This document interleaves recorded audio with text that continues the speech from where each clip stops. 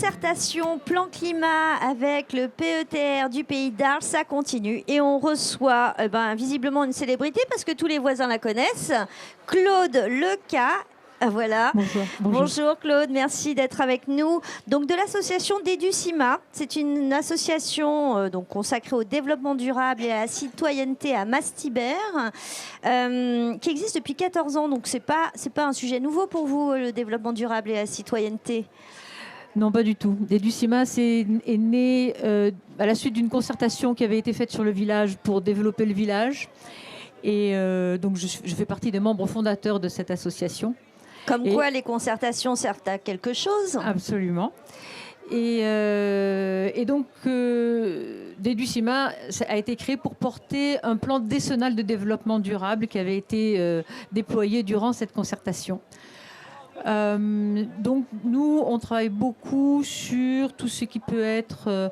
par exemple, on a un jardin partagé. Oui. On organise des forums. L'année dernière, on a organisé un forum sur l'habitat et les économies d'énergie. Très bien. À Mastibert. À Mastibert. Sur tout un week-end, on avait fait venir la fresque du climat, notamment. On avait aussi fait venir Loïc Rogarde, justement, que vous avez accueilli tout à l'heure. On édite aussi un petit journal qui s'appelle Le Moustique de Mastibert, qu'on édite environ 2 fois par an, qu'on fait de manière bénévole. Nous ne sommes que des bénévoles. Et qu'on distribue gratuitement dans toutes les boîtes aux lettres du village et des masses environnants. Donc le Moustique, évidemment, j'imagine, évoque les questions environnementales de Mastibert, c'est bien ça? Quel type de sujet on retrouve? Les questions environnementales. On a aussi, par exemple, une rubrique qui s'appelle Mon métier. Ça parle aussi de la vie associative. On est une des associations fédératrices du village. Il y en a plusieurs, mais on est une des associations. On travaille aussi beaucoup en relation avec le centre social Les Tuiles Bleues, avec lequel on organise des fêtes, par exemple. D'accord. On est investi dans le plan climat aussi, parce qu'on va aussi organiser cette année, le 12 novembre à 18h30, une conférence autour des enjeux énergie-climat du point de vue de l'individu. Qu'est-ce que moi, en tant qu'individu, sans que ça me coûte 1 centime, voire même comment ça peut m'en rapporter, comment est-ce que je peux agir sur mon bilan carbone? Qu'est-ce que je peux faire? Voilà, qu'est-ce que je peux faire? Et ce à quoi je suis prêt... ce à quoi je suis prêt de faire. Ce que je suis prêt de faire. Voilà. Et donc, ça va être animé par deux ingénieurs qui travaillent dans le secteur de l'énergie et qui vont présenter globalement les enjeux énergie-climat. Et après ça, il y a vraiment une discussion avec le public sur l'action individuelle, sachant bien entendu que l'action individuelle n'est qu'une partie et que la plus grosse partie, c'est l'action structurelle. Oui. Voilà. Alors, vous êtes vraiment au cœur du sujet. Hein. On voit bien que vous êtes effectivement bien impliqué dans ce plan climat. Alors, quand je dis vous, c'est votre association. Hein. Oui. C'est donc Déducima. Qu'est-ce qui vous semble aujourd'hui prioritaire d'inscrire dans ce plan climat? Si on devait choisir des priorités. Pour moi, il y a 2 priorités. La rénovation énergétique des bâtiments et vraiment accompagner les ménages à la rénovation énergétique de leurs bâtiments. On a bien vu l'année dernière, lorsqu'on a organisé le forum sur l'habitat et les économies d'énergie, il y avait la région qui était représentée.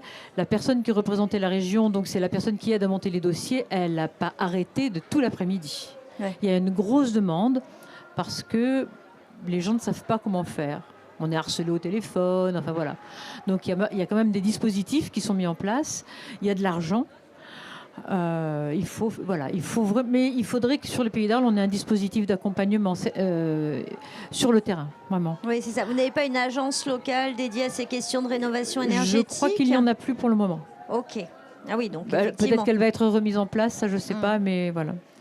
Et puis, il faut impérativement agir sur la mobilité individuelle. Moi, je milite pour un développement tous azimuts des transports en commun et particulièrement dans le rural. Alors, par exemple, Mastibert-Arles, ça se fait facilement en transport en commun? Mastibert-Arles, c'est 18 km. Il y a la ligne régionale 21, la LR 021 qui circule, mais il y en a, je ne sais plus, 3 ou 4 par jour. Et notamment, ça fait le transport scolaire parce que ça rejoint Port-Saint-Louis à Arles. Si on avait... Bon, je rêve, hein, parce qu'on est, non, mais on a le droit de aussi là rêver. pour On a ça. le droit de rêver. Si on avait un bus toutes les demi-heures, toutes les 20 minutes, je pense que plein de gens ne prendraient plus leur voiture. Il faut impérativement diminuer l'autosolisme, et on est tous autosolistes, en fait. Moi, la première, hein, je suis obligée. Voilà. Donc, pour moi, ça, c'est la mobilité, décarboner la mobilité, c'est indispensable. Julie Dessimone qui est là. On va en parler, Julie. Bien entendu, il y a aussi le covoiturage. Mais voilà, pour moi, le transport en commun et le développement en zone rurale des transports en commun et la multiplication, sachant que évidemment, ça a un coût important. Donc, je sais bien que c'est oui, un mais peu tout a un rêve, coût. Après, ce sont des choix. Et puis, l'accompagnement des agriculteurs à la préservation des sols. Les sols sont des puits de stockage et il faut impérativement que les sols retrouvent cette capacité-là. Voilà. Donc rénovation énergétique, mobilité avec des transports en commun, et puis les agriculteurs, la question des sols vivants. Voilà. 3 chantiers importants pour DEDUCIMA. Merci beaucoup Claude Lecas. Je crois que vous allez à un moment donné prendre ma place ici. Je vous la laisse avec plaisir. Je vous remercie. Je voulais simplement dire aussi que les enjeux... ces enjeux-là ne se font pas sans équité sociale. Oui, on en parlait tout à l'heure. C'est vraiment très important. C'est-à-dire qu'on ne peut pas demander aux gens de faire des efforts s'il n'y a pas un gros minimum de justice sociale. Oui, tout ça doit être pensé avec solidarité. Tout à fait. Et un soutien